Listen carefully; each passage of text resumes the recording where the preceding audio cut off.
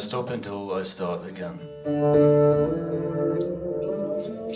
I started writing poems when I was in year 6 because I needed an escape and rhyming was fun. I started writing poems in my high school years because it made sense at the time, but so did skinny jeans.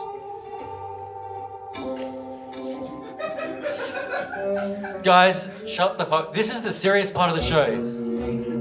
Motherfuckers. I need to get into my poet wankness again. Has anyone got a turtleneck? I'll walk back out. No. Okay. I stop until I start again. I started writing. That is so meta. Is it? I stop until I start again? Fuck! I stop until I start again. I started writing poems when I was in year 6 because I needed an escape and rhyming was fun. I started writing poems in my high school years because it made sense at the time, but so did skinny jeans. I started writing poems after my high school years because I wanted to say something. Now I write poems whenever it comes to me, whenever I feel I have something to say. Maybe you write poems because you like to rhyme, or because it makes sense, or because you want to say something. Either way is fine by me. Either way, I think you should. I used to write poems to run from my feelings, but now I write poems to come home to them. It's so weird. Fuck yeah, gangster. No, we don't clap here. We don't clap here. Also, what the fuck is with, yeah, don't clap, motherfucker. You also, what's the deal? Have you guys seen, is that, fuck off with that shit. That is the dumbest shit I've ever seen. That is yeah, dude, don't finger clap me. This is a good crowd. Yeah, dog.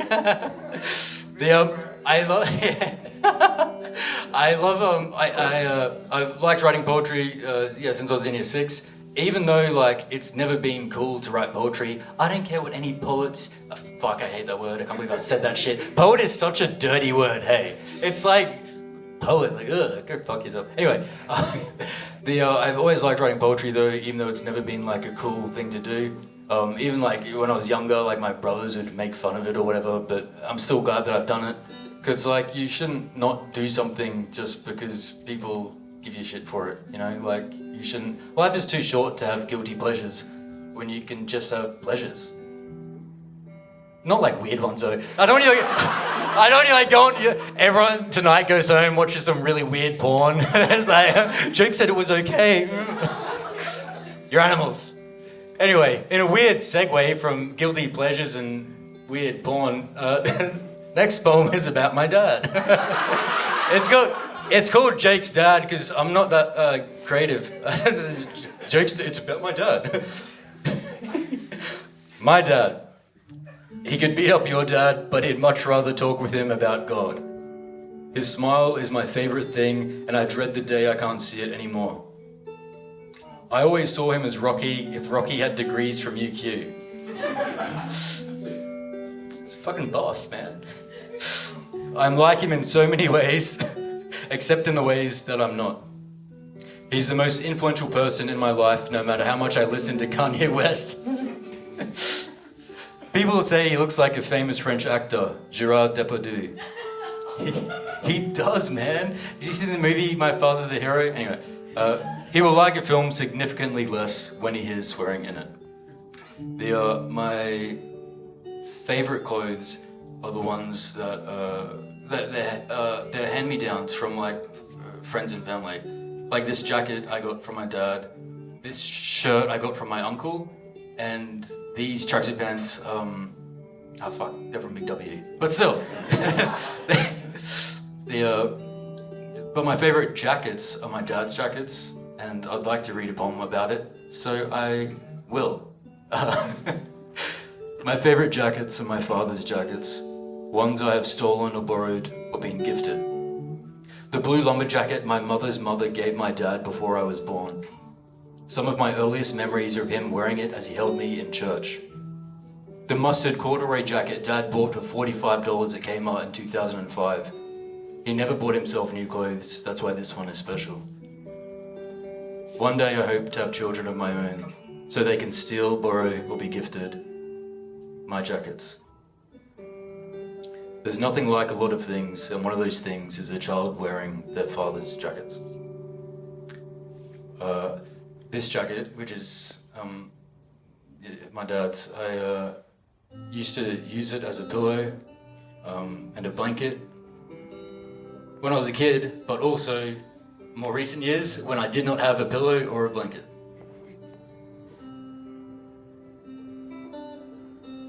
Jake's mum, who for the last time said no, but might say yes if you ask again, but probably won't. Who is always down for Scrabble with smoke breaks, or smokes with Scrabble breaks, or smokes with smoke breaks. Who managed a brothel when I was a teenager, who gave one of her kids a tattoo when they were still just a kid, who is friends with bikies and sex workers and some guy she just met at the pub, who has bad girl tattooed down the back of her neck in Chinese and her ex-husband's name on her foot in English. Some bilingual tattoos. Who rents out bedrooms to escorts, alcoholics, crackheads, a lady from Scotland, and every now and then, an artist too. I'm the artist that she rents out. By the way, dude, since I was 17, I've been having to pay rent, like even at my parents' places. And I just thought like, okay, I get it, like, but also it's like, come on, Dad.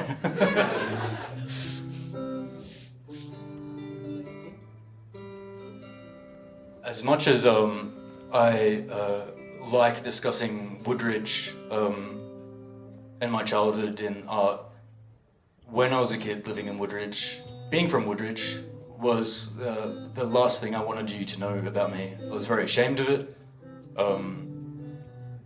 And to the point that, you know, I went to a school in South Bank. I went to a good school in South Bank. But throughout high school, I lied to all my mates about where I lived. I'm not gonna tell them I live in Woodridge. There's a private all boys school. I live in Heritage Park. Yeah, gangster. And also, I would get the train to and from school every day, but I didn't want to be seen getting on or off at Woodridge. So to and from the station, I'd go to a different station every day, a bit further. And just because I was so ashamed of it. But you shouldn't be ashamed of where you're from, because that's not that far off being ashamed of yourself, which you shouldn't be. It's bad for you. That's the bad stuff, guys. It's not the good stuff. 9 Bramston Street. Public housing in the hood, the place I've spent more nights than anywhere else. Someone is killed outside the local sex shop. Jonathan Thurston's uncle is murdered in a park by 8 men. My friend from primary school is hit by a train as he runs from a gang, and it starts race riots throughout the town. My dog goes for a walk at the park and comes back with a condom in her mouth. Someone takes a shit in our front yard. My bike gets stolen from the front steps. The neighbours in the units behind us are always having domestic disputes. And a father who has nothing but his son thanks God for giving him everything.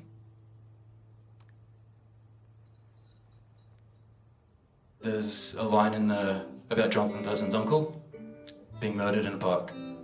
So this is going somewhere. When I was a kid, I was really into footy, which was really fucking hard because I didn't have a footy. And you can only be so much into something if you don't have like the main ingredient. Equipment? And same. But one day I came up with Dad, and in the clearance bin there was a footy for $5. What a steal! And it was a Manly Seagulls footy. I haven't been to Manly, and I don't know what a sea eagle looks like. Anyway, I love this ball though. I got it. I was like, fuck yeah. So Dad and I would go to the park a few times a week and kick the footy. And one day this guy came up to us and he's like, oh, my nephew plays for the Bulldogs, which is where JT played at the time. And I'm just like, oh, fuck off. No, he doesn't. But I didn't really say that because I was a kid. I didn't swear. I was like, gosh, darn it, you're full of nonsense. Anyway. Yeah, a month and a bit later, Dad and I saw on the news that he died in that same park, in Ewing Park, just off Ewing Road in Woodridge. And yeah, he was killed by fucking 8 men. Like, okay, I'll be honest, the only reason I wanted to talk about this is because I wanted you to know that I played footy. I won't tell you how good I was because I wasn't. And like, you know you're bad when they stick you out on the wing for like 5 minutes a game. And you also know you're bad when after the game, your uncle's like, oh, nice, what position did you play? Left, right, out? Anyway.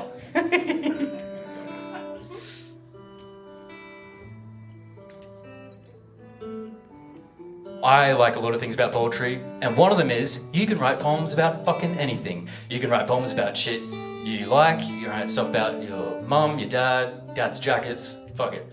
But you can also write poems about things that you don't like, which is exactly what this next poem is. It's about something I fucking hate. It's called fruitcake. Thank you. Then we can all relate. So, fruitcake. I don't know who is keeping this thing in season, but they should stop. John Wayne once said he doesn't trust a man that doesn't drink. Well, I don't trust a man who enjoys fruitcake. Tofu, sure. Eggplant, I'll think about it. But fruitcake, no fucking way. It is the chihuahua of baked goods. What does he mean by that? While I'm reading poems about things I don't like, I thought I'd read another poem about something I don't like. Fruitcake continued. The insufficient funds and payment declined of baked goods. The do not pass go, do not collect $200 of baked goods. The can you spare 20 and I'll pay you back next week of baked goods. The big things coming and watch this space of baked goods. The girl that got away because of the mistakes I made of baked goods. The studying the night before an exam of baked goods. The falling in love with the wrong woman and global financial crisis of baked goods. The I'll always love your mother and how's the new fella of baked goods. Got kind of sad at the end there.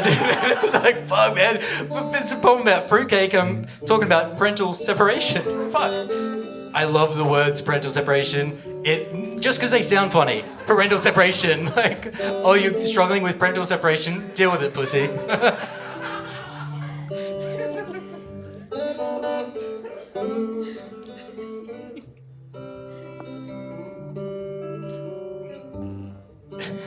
My parents separated. I like to think I was the reason. Because I was like 6 months old and I have so many memories from when I was a kid of them like arguing over the phone like for custody. And I was like, nah, you take him. Kidding. Anyway. So, I have a lot of siblings. This is fairly well documented. I have 6 sisters and 4 brothers. And that means that's a fuckload of birthdays. I also have 13 nieces and nephews. I have a mum, a dad, and I have 3 stepdads. I have had 3 stepdads. So like, I've been to 3 of my mum's weddings. And I'm not complaining. They're fucking amazing. You guys would love them. Like, each one gets better. The last one was 2 years ago. I went to New Zealand. It was like fully paid for, New Zealand. Love mum's weddings. Can't wait for the next one. As I was saying, but because I have such a big family, like, I don't celebrate my birthday, really, because, like, I'm taking one for the team, you know? It's like, I'll be the one less cunt you can buy presents for, which works, because no one gets me presents, like, ever. Anyway, however, a few years ago, I realized that I was turning 10,000 days old. Getting old. And so I celebrated. I don't know what I did, I can't remember. Maybe I had a wank or something, but I celebrated. And this is a poem I wrote on my 10,000 days. It's called 10,000 Days on Earth. Today I'm 10,000 days old, and I'm curious to know the numbers of other things. Things I was never going to keep track of. Like hours wasted watching shows with shitty endings. Moments that truly changed me forever that I've since forgotten like they were nothing. Number of smiles she's put on my face without even trying. Loving me is like breathing for her. Songs I've listened to and thought, I can't wait to show this to my kids one day. Coffee and gym hangs with Danny Foster and lifts he's given me home. Having a bad feeling about something and being right. Having a good feeling about something and being wrong. People who have no idea how much I love them. I don't know the number of any of these things, but I do know how old I am, 10,000 days. Are you guys gonna like go home tonight and you're gonna, no fingers? Not the first time I've said that. Oh no. Are you guys gonna go home tonight and Google, like, see how many days old you are? You will, hey. You'll do that, then you'll look at your weird porn. You fucking... That is it. I'm not gonna talk about this one too much, this next one. I think I say what I want to say in it. It's called Restoration. The week following my move to my mother's, after being homeless for 7 months, I got a job through a family friend, cleaning up after a fire in a council building. I cleaned soot from surfaces for 42 days straight, 10 hours each day with dry sponges in my hands. Scrubbing concrete clean, returning home black, finding soot on parts of me I didn't know were parts of me. The jobs kept coming for 3 more years, fire damage, water damage, and plenty of meth labs too. Residential, commercial, and industrial properties. Sunshine Coast, Gold Coast, Dolby, and all the areas between. Going in, geared up, suits, gloves, masks, and boots. Wishing I was this good at cleaning my room. Maybe, if I was paid. There have even been a few times I've cleaned up after people have died. Death scenes need cleaners too. Someone's got to do it. Suicides are messy and smell of if only. The body is already gone by the time I arrive, but hair is everywhere and blood stains concrete beneath the carpet I strip.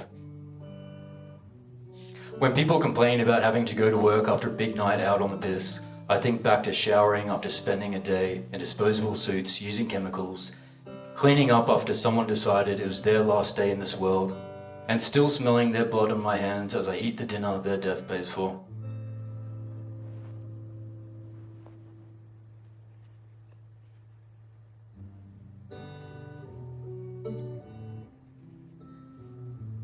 That sounds beautiful, King.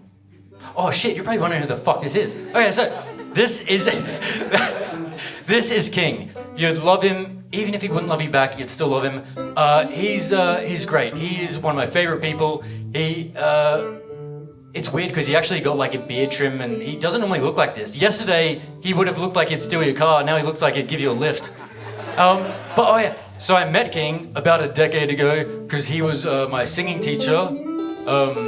And he was great. He was as good of a teacher as I was shit of a student. I disappointed him, but I'm used to doing that. Some of you know this. Anyway.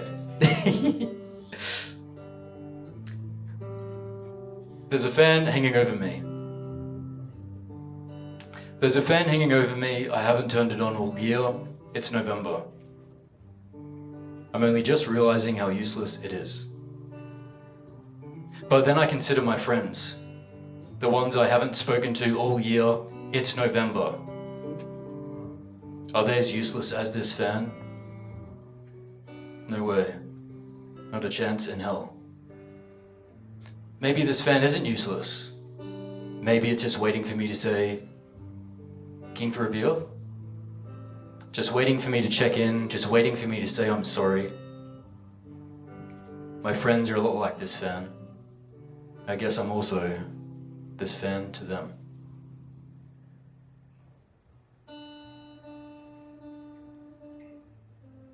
I really like that poem, but also it's like, Jake, it's just a fan, like chill out, bro. Like, fuck man, what's next? A poem about a chair?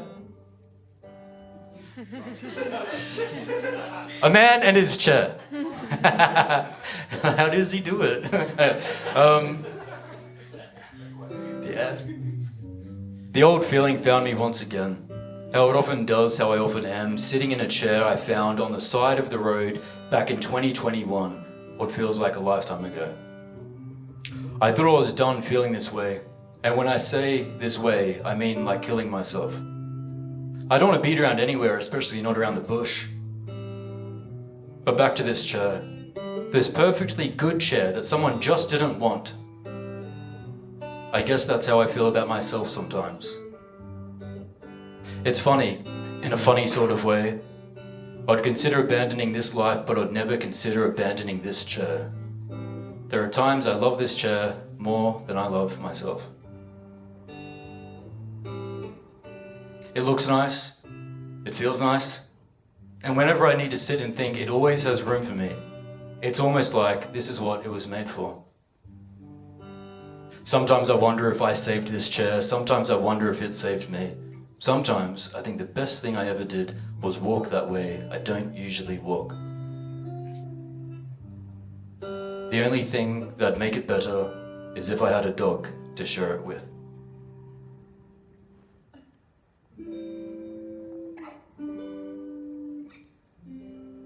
By the way, I spent so much time practicing reading the poems, but not enough time flicking through pages. This shit is that will not be smooth. We'll fix it in post. This, okay. Oh, you got some filmmakers in the fucking audience. This next poem, it's for you history buffs. It's called History of the World.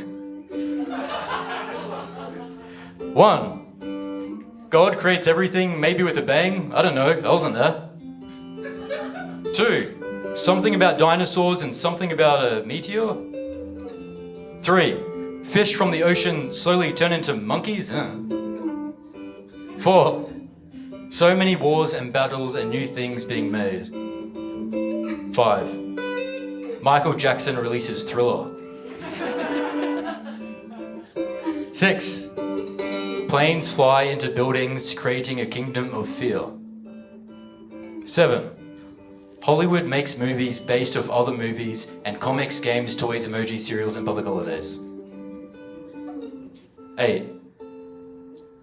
Someone finds someone else and knows their life will never be the same. That's so cute. Who wrote this? Oh, that's right.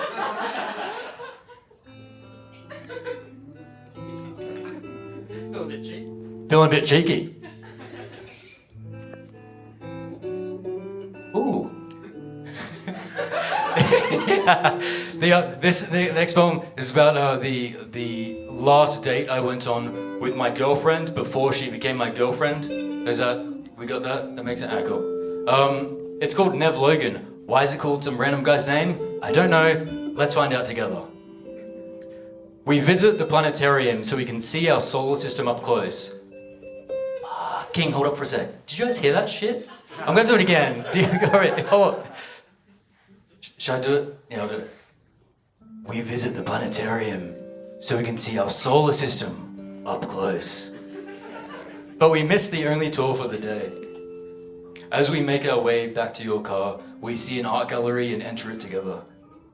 An old man and his old wife sit behind a desk in a room full of art. We look for a little and I ask you what your favorite painting is. You tell me, so I go to the artist and buy it for you, and it makes my day. 3 years later, it hangs on our bedroom wall and it's the second thing I look to in the morning. That's really cute. Anyway, that was about my ex-girlfriend.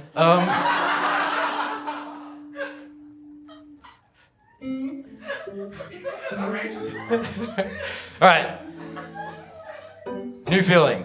No, it's called New Feeling. Okay. Over 10,000 days on Earth. That's a little throwback to the last poem. It's chronological. Alright. New feeling. Over 10,000 days on Earth, there have been so many feelings that I have felt. But there's never been any feeling like this. I know the feeling of being late for a bus or it never showing up at all. I know the feeling of waiting in a hospital for my niece to enter this world or for my uncle to leave it. I know the feeling of losing a friend because they couldn't see a future for themselves. I know the feeling of so many feelings, and now I know one feeling more. And it's a feeling I never want to end. That's about getting pegged. I'm kidding. No, I'm kidding.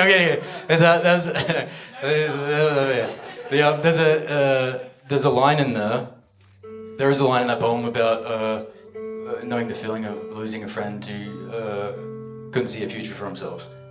And I'd like to talk a little bit about a friend, Harrison.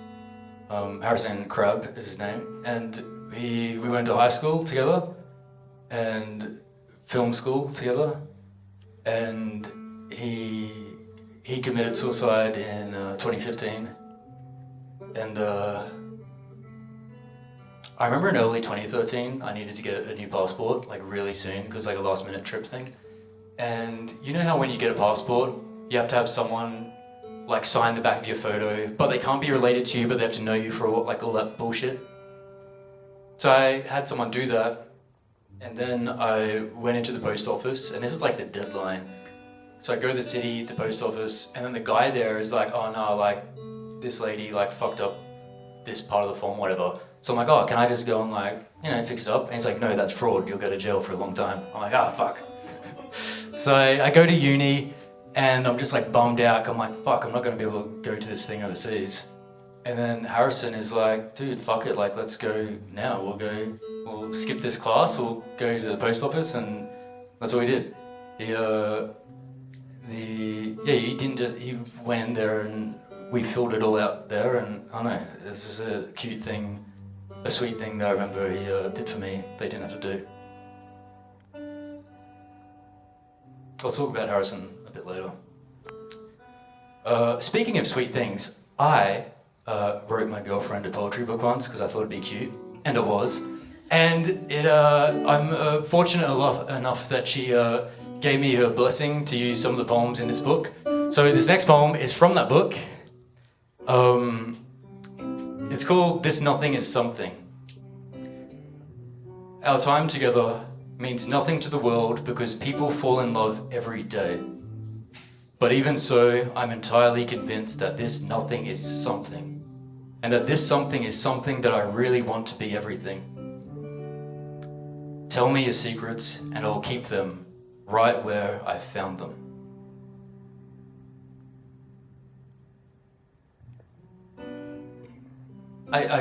This has a special place in my heart, this poem, I really like it. But you guys go to the movies often, and you know that fucking ad that plays before the movies? You know, this something is nothing. Hold up. What if you had something and you want to tell someone about that something? Not just one someone, but a lot of someones. And say if you wanted your something to not just be seen as a big, little, fuck you cunt. Anyway, you know what I'm saying?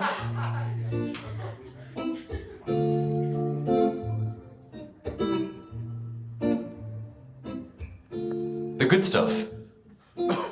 Is that kind of like in like movies when they say the title? Like, oh, they said Lord of the Rings. Anyway, the good stuff. I walk to the shops to get milk for your tea and my coffee. You massage my back until I begin to dream of tomorrow and drool or snore probably. I find your hair everywhere. It's like the world's easiest involuntary treasure hunt. My glass is half empty until it becomes half full the moment you offer to fill it. You drive into the drive-thru because I don't have my license. I lean over to order for us because you're too shy. We don't have a washing machine, so we go to the laundromat. I handle all the trips inside while you stay in the car. I take the bins out on bin day, except that once or twice I forgot. Make that 3 times. One of us sews as the other paints. We know who does what. You do your jigsaw puzzle on my studio floor. You can't be in the way because you are the way. We play Scrabble on the bed as a movie plays on our television, and I look up facts about it. You ask me what a word means. I tell you, I don't know, but I'll look it up for you. And I can't wait for a lifetime of this, because this is the good stuff. Another thing I like writing poems about, they can be about anything, but I like those moments in life, the moments that life is like filled with, but they're often overlooked. Like this next poem, As the Water Boils. Sometimes my mornings start in the afternoons because I can't help but stay up late when I'm painting or writing or thinking. But whenever my mornings do start, they always start the same. Half of me is still half asleep and the other half is not fully awake. I'm standing in the kitchen waiting for the jug to boil water for my instant coffee, and it's taking forever. I come to consciousness and have a few minutes to stand and consider some things such as, how do jugs work? Wait, is this a jug or a kettle?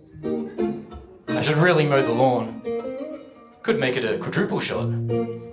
Might chuck in a bunch of sugar too. Should just take meth at this point. How did that fly get inside? I haven't seen a snake for a while. And the water has boiled. Skip to one poem and one poem only. Dun dun dun dun.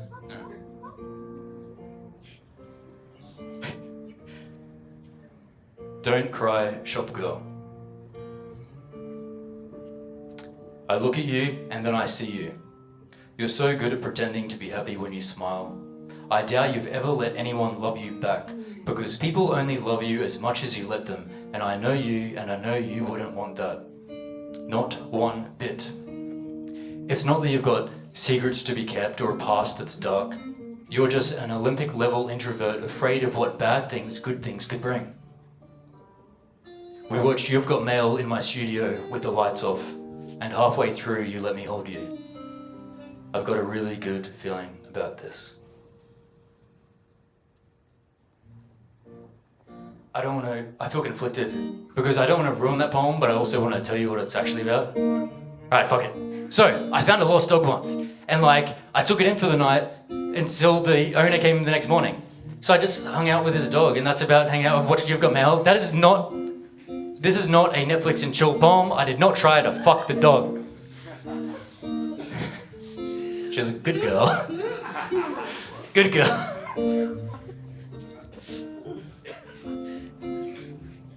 Oh, so how was that poetry thing you went to? Oh, Jake just spoke about fucking dogs.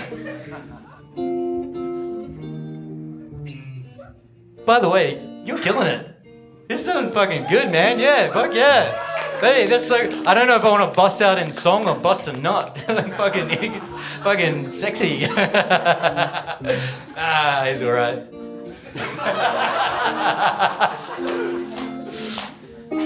Yeah. This poem is called Nice Things. And you'd never let me... hold up. You know in primary school where teachers tell you you can't start a sentence with the word and? Look at that shit, motherfucker. Look what I just fucking... Oh, that says you can do it because I just wanted to make myself feel good. That doesn't feel right. Alright. And you'd never let me feel alone, and I'd hold you until the sun becomes the moon and the stars, and my today becomes our tomorrow. It's a special thing to let someone into your heart, even if only for a little while, or even if only for less. Kill me when the song ends. It's never going to get better than this.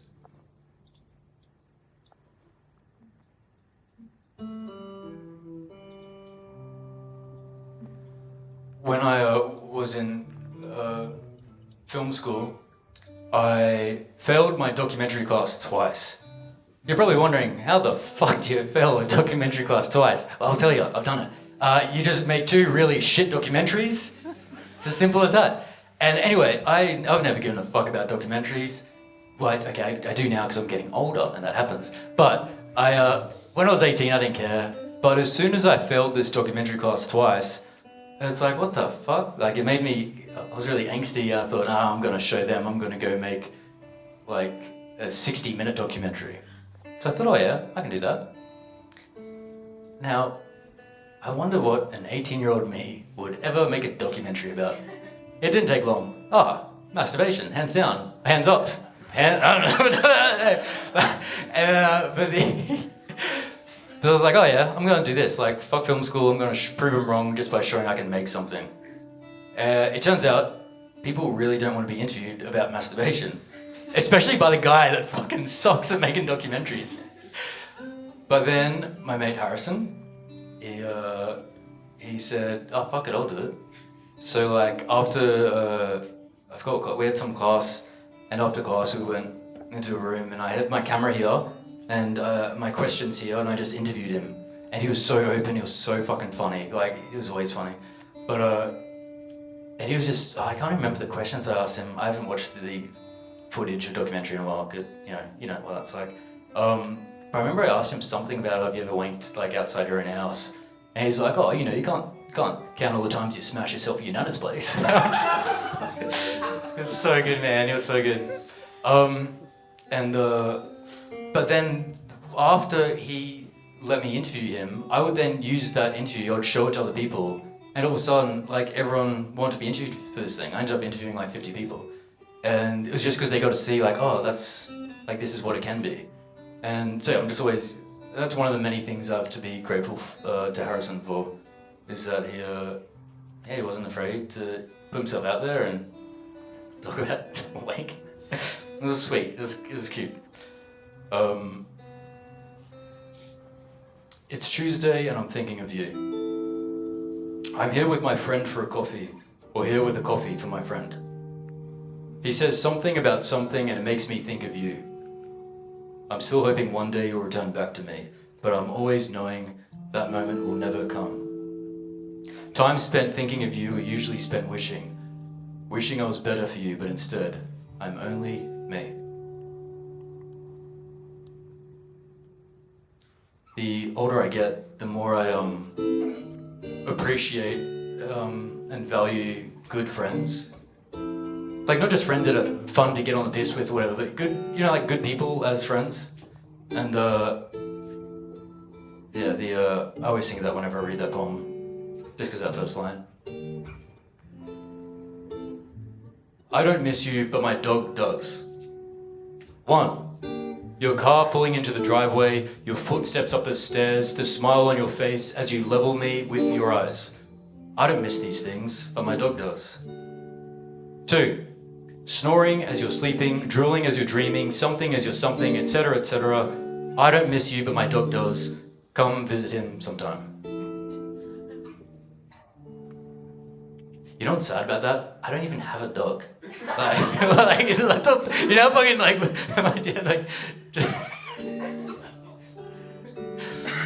man doesn't even have a dog. It's yeah. When love ends. You said you'd love me forever, and I was a fool to think you meant more than 6 months. Sometimes forever doesn't mean forever. Sometimes forever just means for now. But it's okay. These things happen and you can't help the way you feel. Neither can I, but I wish I could. I'd forget about you faster than I can say, I'm sorry for everything. But instead, well, I'd cut out my heart and walk it back to you just to be that happy again.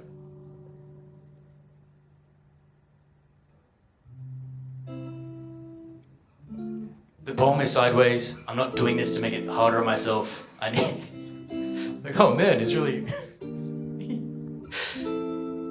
Tell your home I said hello. Tell your home I said hello. With its family photos in our surveillance and bedroom where I lost my virginity. With its electric recliner, electric piano, and electricity you sent straight through me. And with the lock on your bedroom door your mother had installed because she knew what's up. Tell your home I said hello, with its souvenir fridge magnets from places your mother hadn't been but liked to think should go. With the curtains and rug in your room you bought because you cared about things like that. And with the shower I didn't share with you because I was self-conscious about my body. Tell your home I said hello, with its front door I hope to one day open again, upon invitation, not invasion. With its bathroom mirror would look into as I held you, wondering how I ever got so lucky. And with its TV you would sit in front of as I looked to you, watching you watch the movie. Tell your home I said hello. Maybe it's because of as I was saying earlier, how I hated living in Woodridge, and since I've left I really miss it, and also having been homeless and that. But I always feel like a weird connection to my friends and girlfriends' houses. Is that weird? Is that psycho shit? You know what I mean? It's sometimes I'll just miss the place. Yeah. Anyway.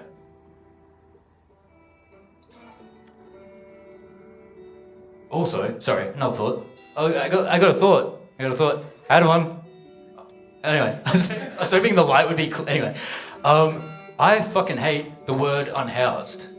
It's what the fuck is that shit about? Unhoused? People are saying that now instead of homeless. It's like, fuck off. What is a house and a home? A house is just, I don't know how to build a house. I don't know, is it like leaves and shit? Anyway, but a home, all I know is that a home is, that's where it's somewhere to belong, it's somewhere to feel loved, it's somewhere to be safe. And yeah, I know when I was homeless, the problem wasn't ever not having a house, it was not having a home. So yeah, please use homeless instead. And if someone says to you, oh, don't you mean unhoused? Say, nah, I fucking don't. I give you the H-word pass. Anyway, yeah. It's all good. Just tell them, like, hey, I'm with Mossy. If you were drowning, I used to want to save you, now I just want to die too. Oh, that's it. That's the fucking poem. It's pretty short. It's kind of toxic as well. Anyway, that's all right. Also, I have a bit of a confession to make. You know, like proposal videos? When I'm feeling cute, I like to watch them. But when I'm feeling angry, I'll watch the ones where they get rejected. Like, fuck you, Steven. Sarah hates you. I'm pretty psycho. We're learning a lot tonight. Anyway, just kidding. I'm sensitive.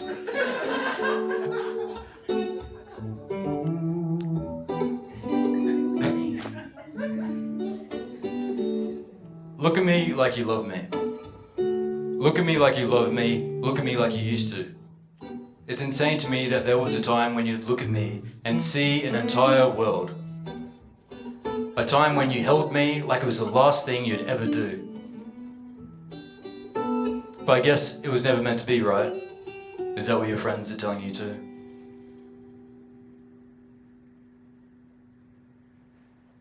After Harrison passed away, I did a painting of him.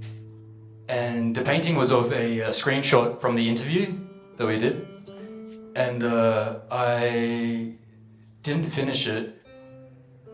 I remember having some bullshit reason, like some art wanky reason. I'd tell people at the time, like, oh, his life wasn't complete, so this painting isn't complete. When really I just couldn't bring myself to do it because it's a hard thing. Not just painting someone you're close with that's passed away, but also like the reference image being like this thing that reminds you of like this soul that they did for you. And I had the portrait at an exhibition, and it wasn't for sale because like you kind of hope that when you sell a painting that whoever buys it, like the painting will end up meaning as much to them as it does to you. And I knew like this painting isn't going to mean anything to anyone else compared to what it means to me. So it wasn't for sale. And then I never call him Harry, that's weird. Harrison's mum came to the exhibition. And she was hanging around the painting of her son, who passed away the year before. And she said she really liked it. She wanted it. So I said, how much? I'm kidding. It's like, how much? Paint costs money. No, okay. That's good. But no. So I gave her the painting, and it's just yeah. I'm so glad that she has it. And a few years later, I got that painting tattooed on me, which when you think about it, I have a tattoo of a painting of a guy talking about wanking. I have a tattoo of a guy talking about beating himself off. Anyway. Yeah, dude. But no, it's, I really like it, yeah. It's good to have, I don't know, having things to remember people by. But, it's really sad though, because like, I wish I had finished that painting. I wish I could have done it.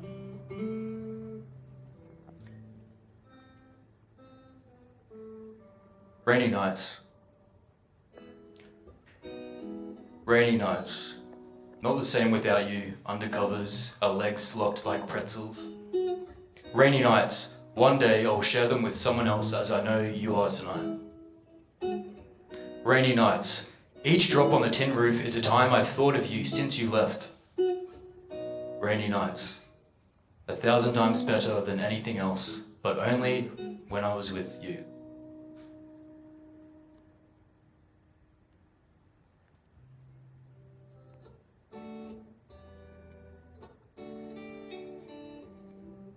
Where the heart should be. Something about there being a hole where my heart should be. Something about me comparing you to a flower and my love for you to a thorn. Something about my life not being the same since you left.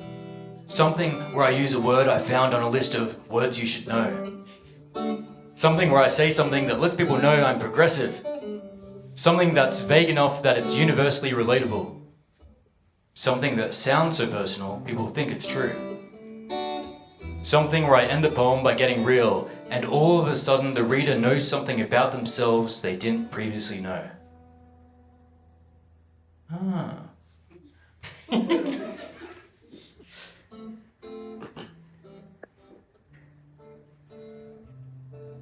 When you write poems, maybe I think it goes for any type of art, when you make something, you hope that it connects, you hope it engages people and that it means something to them.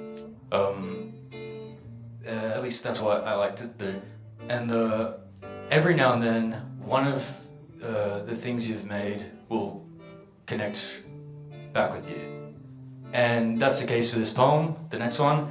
I wrote it like over a decade ago, and I read it earlier this year, and I was like, what the fuck is that? Because I was just like, dude, spitting bars. Anyway, not really, it was actually sad. Anyway. Crooked teeth. Mistakes are a beautiful thing. They're like reminders that we're only human. No one gets it right all the time. There are things that keep Oprah up at night. It's normal to tell bad jokes. We can't always make our audience laugh. Don't stop walking forever because you broke your foot in high school. Smile if you have crooked teeth.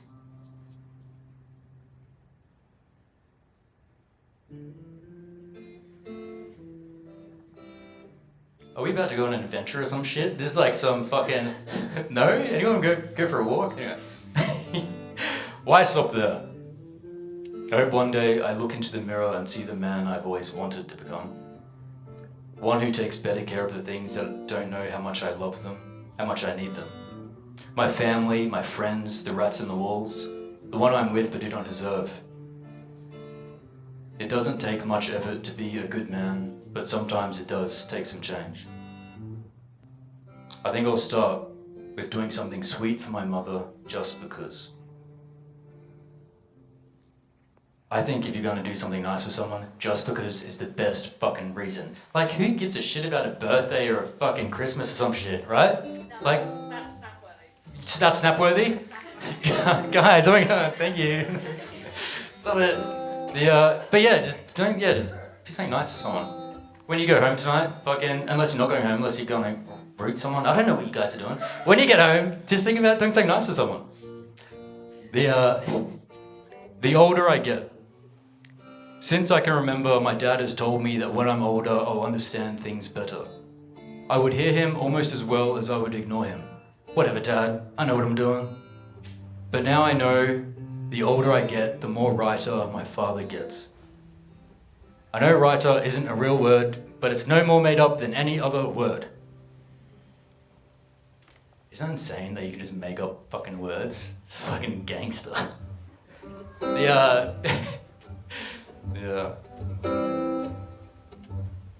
What is that? That's what, dude. Now dude. I said we were going on a walk, and now it's like we're going fucking walking. All right, bitch.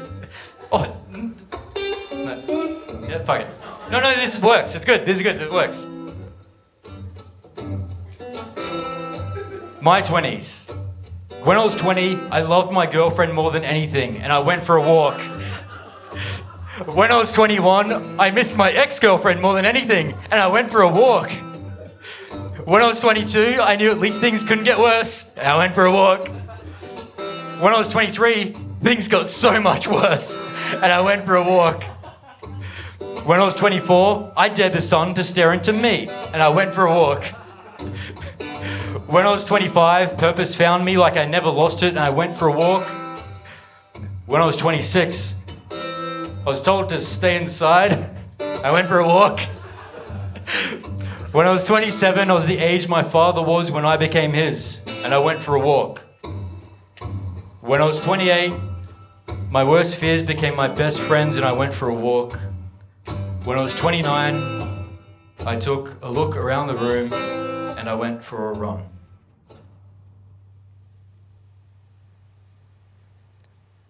Do you guys know what that means?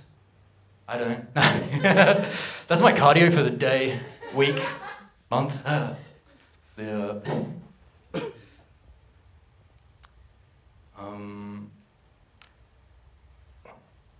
When you died tomorrow, I know where I was when I found out my friends died. With Harrison, I was in a supermarket. With Daniel, I was in a field. With Jackson, I was on my laptop at home.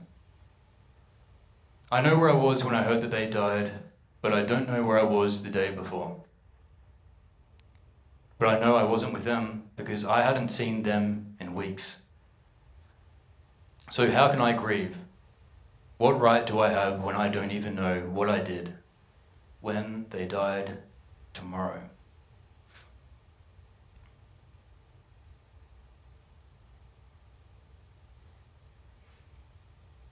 The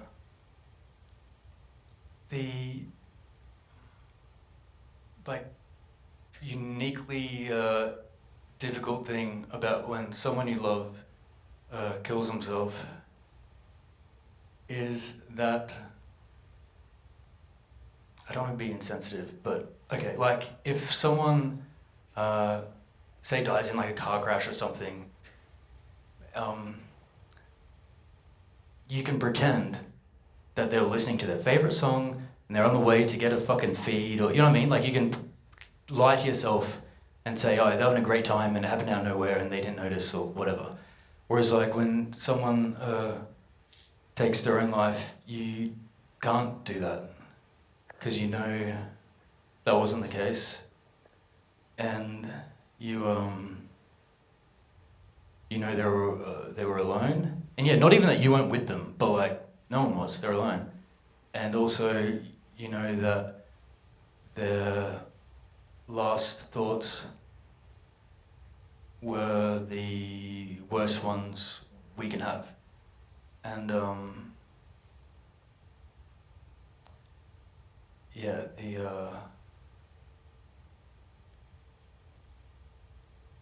I think it's, yeah, for me that's a really hard part, is knowing that they were the last moments.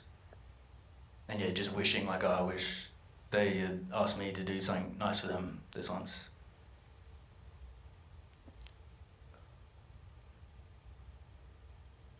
What the fuck? King!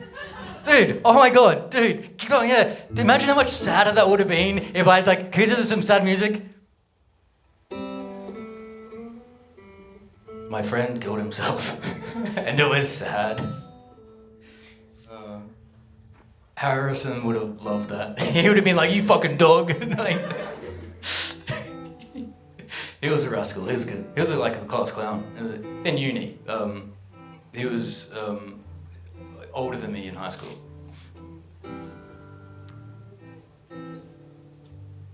Oh my god, so when I was in grade 3, I had a friend, surprise, I know. I had a friend and he had a PlayStation 2, and I went to his place and he had a Vice City. And on Vice City you can pause it and see like the stats of how many like cops you've killed, hookers you've fucked, I don't know, like, what, I don't know, anyway. But ever since then I thought, fuck yeah, that's gangster. Like I hope when we die we find out like our life stats, right? Right? Fucking, yeah, dog. Anyway, so I wrote a poem called Life Stats, inspired by my own experiences. All right, life stats. Speeding fines, 0.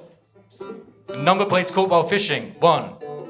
Stepdads, 3. Times changed schools, 9. Microwave dinners, 1,383. Hours spent crying, 812.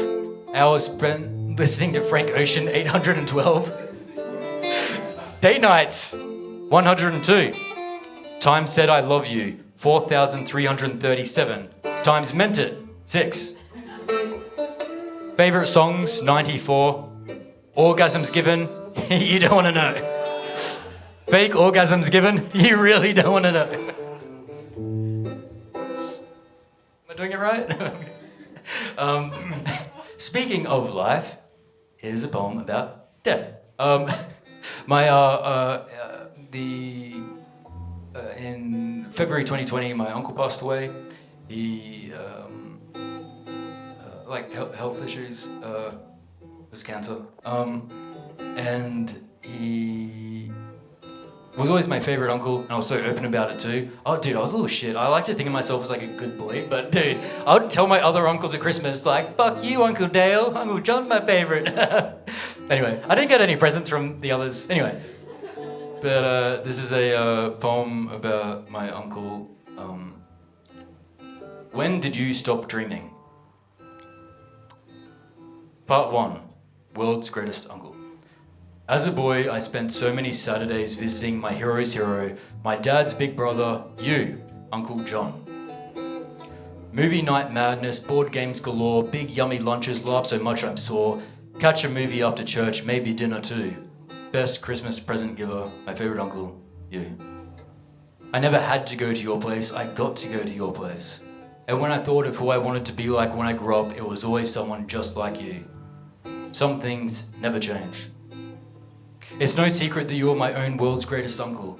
Not Uncle Michael, despite how kind he is. Not Uncle Mike, despite how gentle he is. Not Uncle Dan, despite how cool he is. Not Uncle Pete, despite how funny he is. By the way, I have a lot of uncles. We're halfway. Hold up. Not Uncle Dale, despite how laid back he is.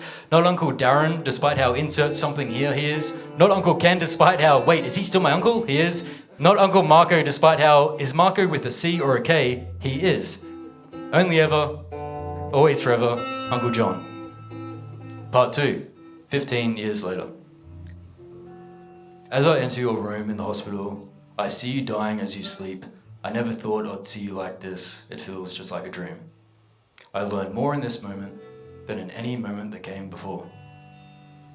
By your bed, it is quiet, only a few of us at a time. Tears flow like the memories of you streaming through our minds. The hardest part for me is seeing my hero pray for you. In the common room, the family settle and Uncle Pete has some jokes to tell. We sit in the comfy chairs and laugh, filling our faces with chocolates.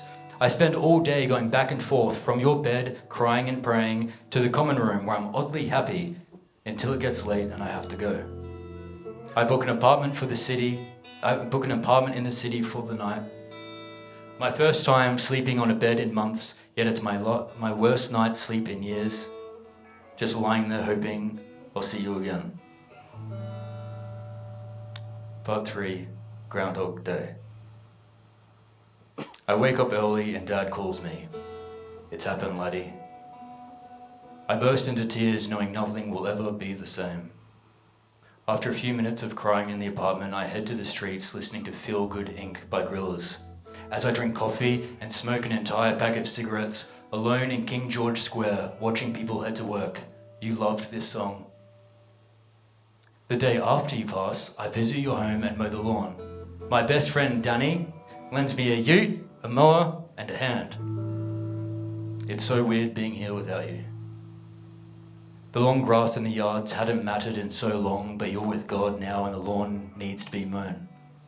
I'm drenched in sweat, mowing and weeding in the summer sun, wishing we were closer, wishing you got to see the man I hope I become, the kind who I mistake for you as I look into a mirror.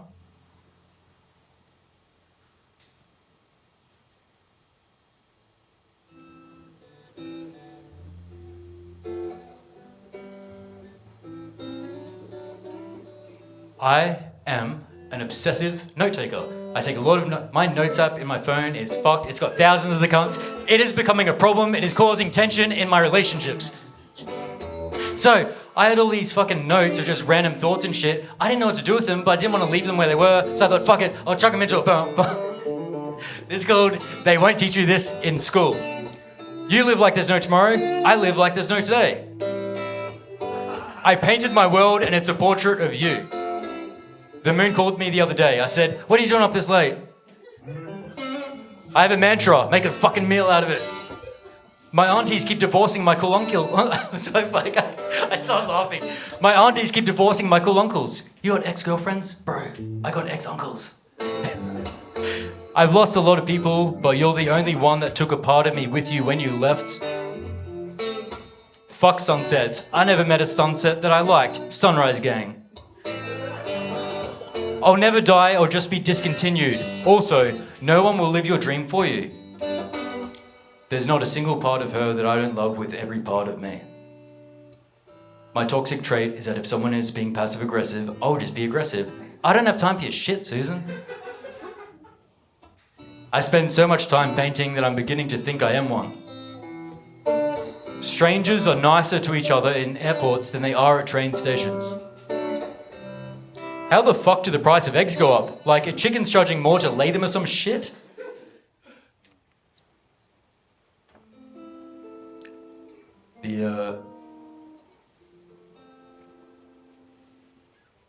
In many ways, this applies to all of us, any day of the week, even though this poem is very specific to my life and this time of my life. You're 30 tomorrow. You're 30 tomorrow, you don't own a home, you aren't married, you don't have kids. You don't even have your license yet. But you've lived like you never thought you would. You've traveled, you've met incredible people, you've made a lot of art, and you've made a lot of mistakes, and you've learned from each of them. You've never let the downs keep you there, and you've never taken the ups for granted. You've got stories to tell, friends to love, and so much more to look forward to. There have been times when you've wanted to be dead, but now you just want to live this life for as long as it will let you.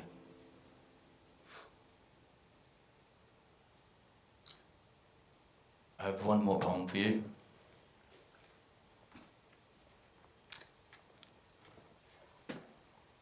It's called Question, How Do You Want to Die? Answer. I hope my last thought is a nice one and that I have someone to share it with. Thank you.